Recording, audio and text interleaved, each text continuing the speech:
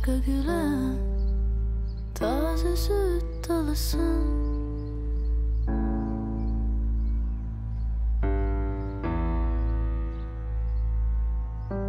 Gel bana her gece sen, gönlüme dolmalısın.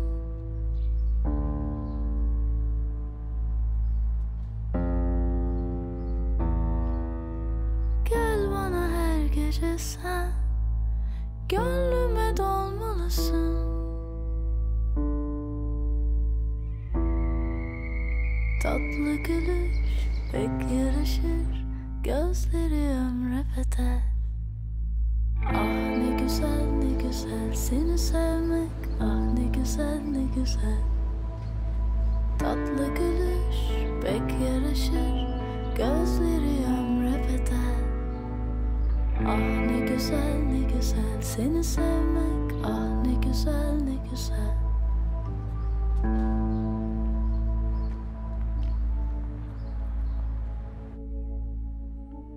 Sensiz elem bana yer.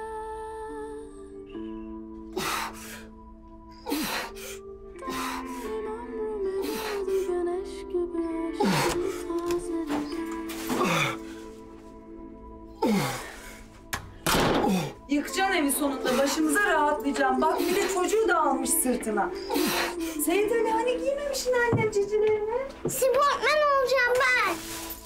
Tatlı gülüş pek yaraşır, gözleri ömre bedel.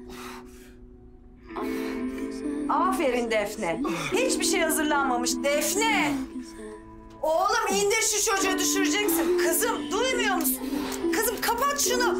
Kapat Defne. Nerede kumanda? Anne ne var ya? Of! Ben sana sofrayı kur demedim mi? Yani 40 yılın başı bir şey istedim kızım senden. 2 tabak eline yapışacaktı değil mi? İşe geç kalıyorum aşk olsun. 2 şarkı çalışıyoruz şurada. Sabahtan beri bütün konsantrasyonumu bozdunuz. Ya kızım ne konsantresi, detonizin zaten. Sen 2 mekik çekince sporcu oluyorsun ama. Göreceksin sen yakında sporcu ha.